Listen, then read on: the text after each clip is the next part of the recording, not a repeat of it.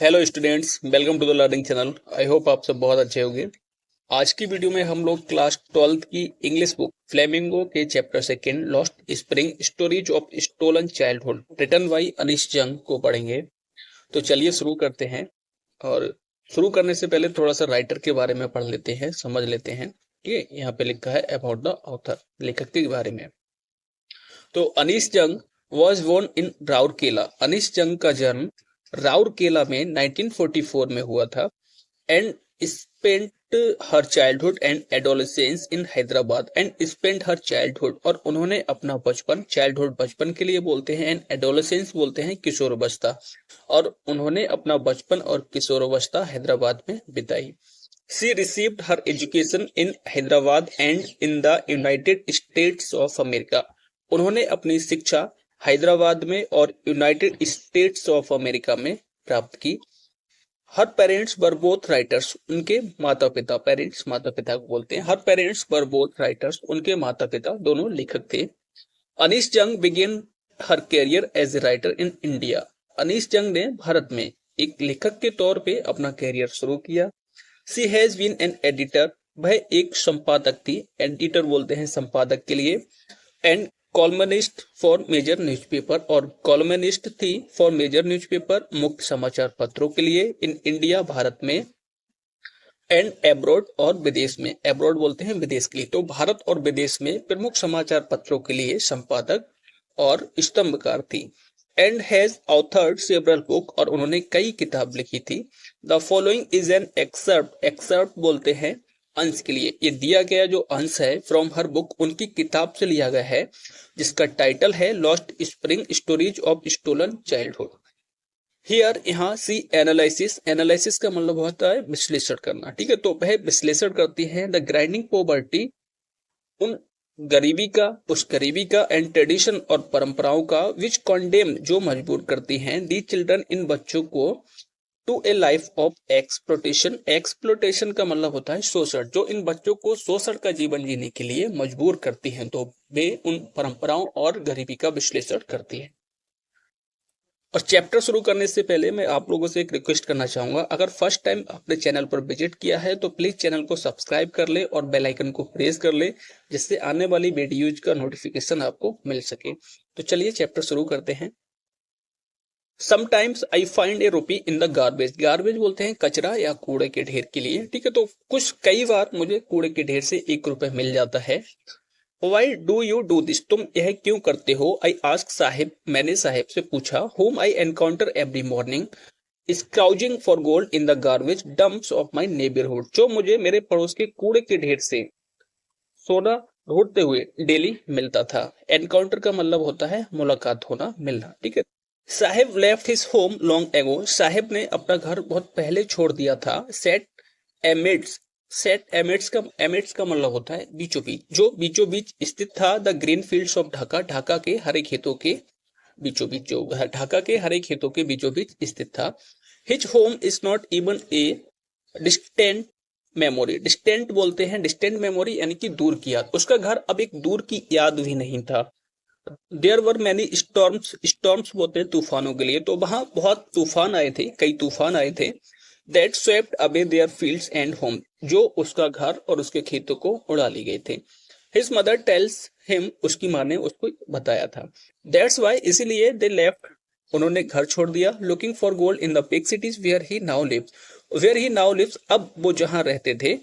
Looking for gold in the big city, अब बड़े शहरों में सोने की तलाश करने लगे थे। I have nothing else to do, मेरे पास करने के लिए और कुछ नहीं है। ही मटर्ड लुकिंग अवे, वह दूसरी तरफ देखते हुए बुदबुदाया या धीमी आवाज में बोला। मटर्ड का मतलब बुदबुदाना या धीमी आवाज में बोलना होता है। गो टू स्कूल, स्कूल जाओ। आई से ग्लैडली, मैंने सहजता से कहा।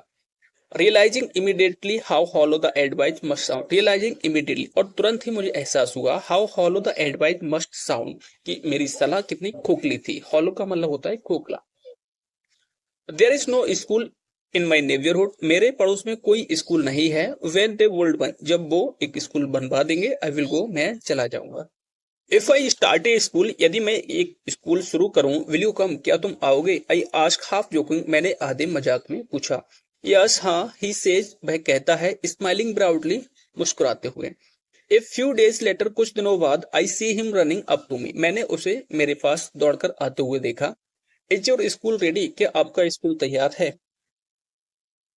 It takes longer to hold a school, एक स्कूल को बनाने में ज्यादा समय लगता है। आई से, मैंने कहा।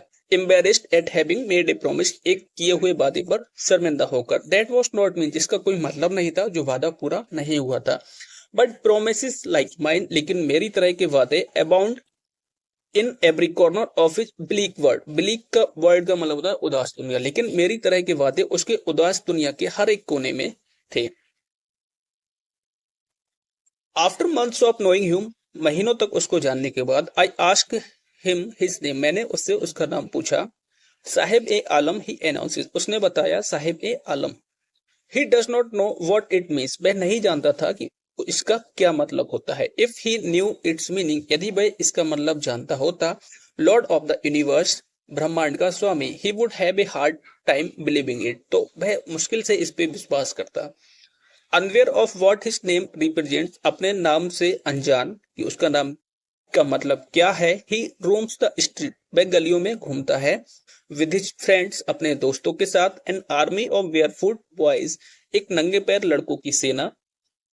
Who appear like the morning birds, जो सुबह के पक्षियों की तरह दिखाई देती है। एंड डिसअपियर एट नून, और दोपहर में गायब हो जाती है। ओवर द मंथ्स, एक मंथ में, I have come to recognise each of them, मैं उनमें से हर एक को पहचानने लगी। Why are not you wearing chappals, तुम चप्पल क्यों नहीं पहनते हो? आई आस्क वन, मैंने एक से पूछा। My mother did not bring them down from the self, मेरी माँ उन्हें सेल्फ से नीचे नहीं उतारती है। ही आंसर सिंपली, उसने साधारण सा जवाब दिया। Even if she did he will throw them off, even if she did, यदि वो उतार भी देंगी, he will throw them off, तो वह उनको फेंक देगा। एड्स अनदर, दूसरे ने कहा। हु इज वियरिंग शूज, जो जूते पहने हुआ था। दैट डू नॉट मैच, जो एक जैसे नहीं थे। When I comment on it, जब मैंने इस पर कॉमेंट किया। ही सफल्स हिज फीट, तो उसने अपने पैरों को घसीटा। सफल्स का मतलब होता है घसीटना, तो उसने अपने पैरों को घसीटा।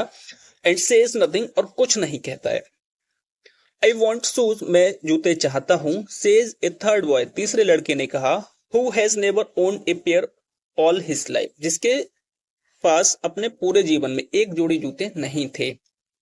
ट्रेवलिंग अक्रॉस द कंट्री, पूरे देश में घूमते हुए। I have seen children walking barefoot, मैंने बच्चों को नंगे पैर घूमते हुए देखा है। इन सिटीज, शहरों में। ऑन विलेज रोड्स, गांव की सड़कों पर।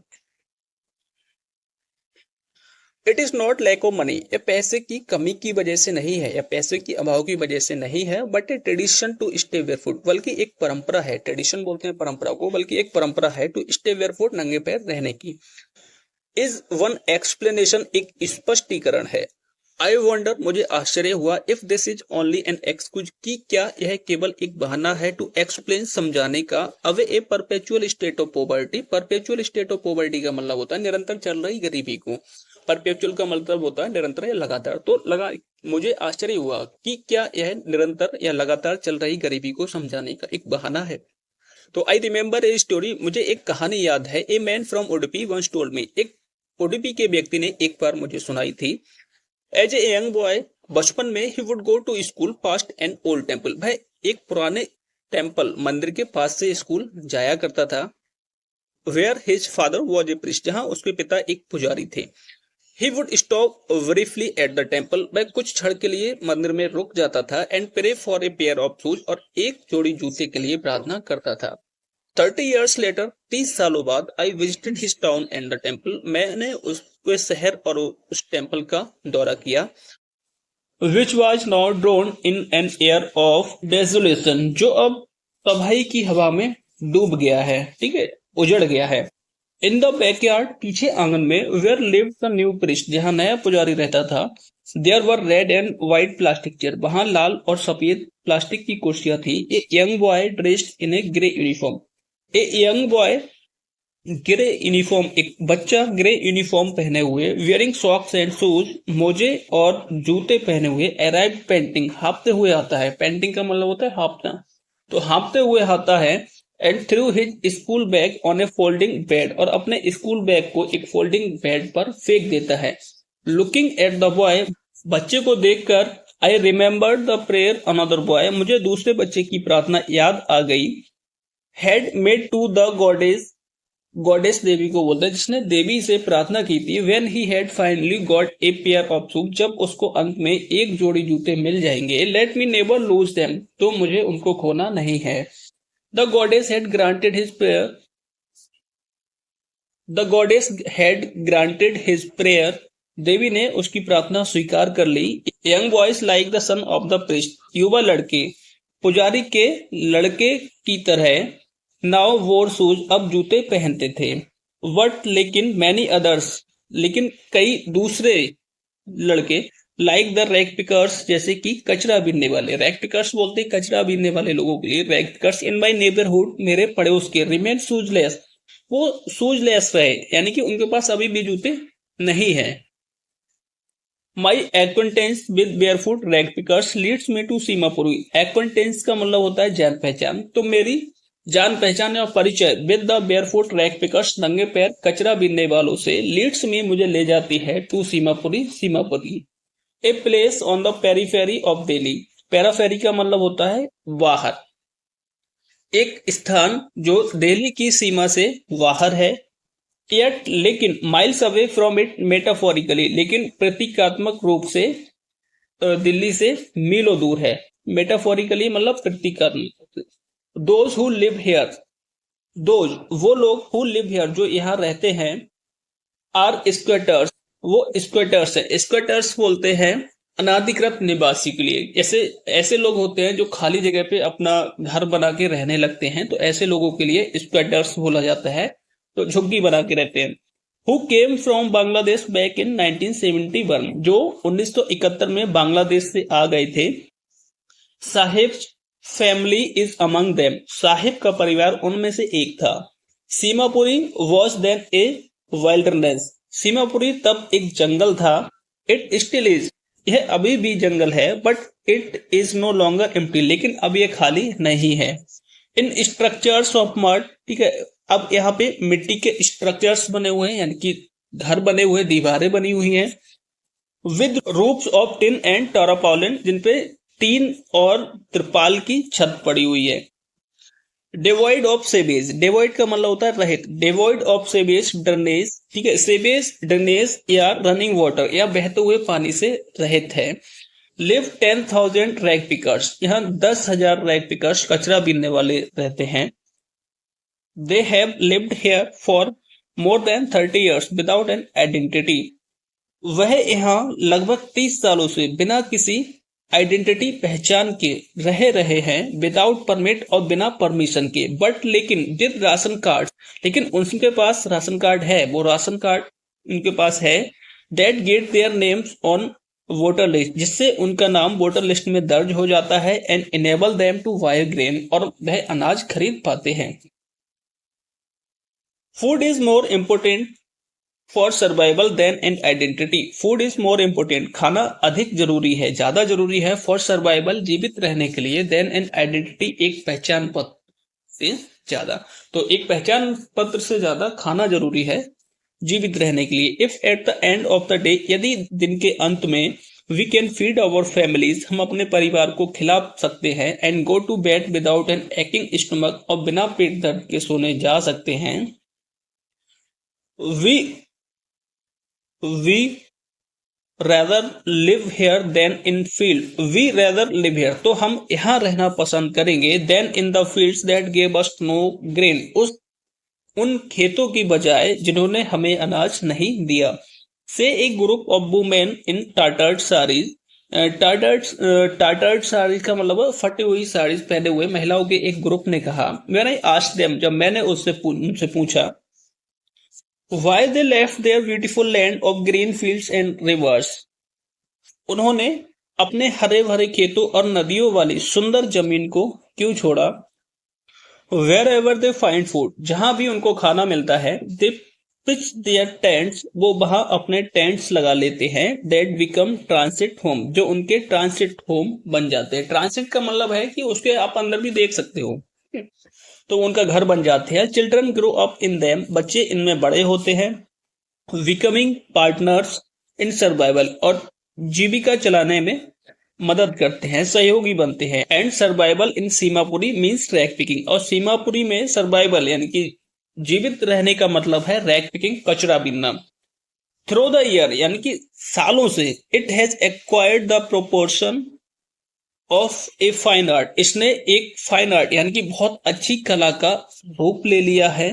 Garbage to them is gold, कचरा उनके लिए सोना है। It is their daily bread, यह उनकी रोजी रोटी है। A roof over their heads, उनके सर के ऊपर एक छत है।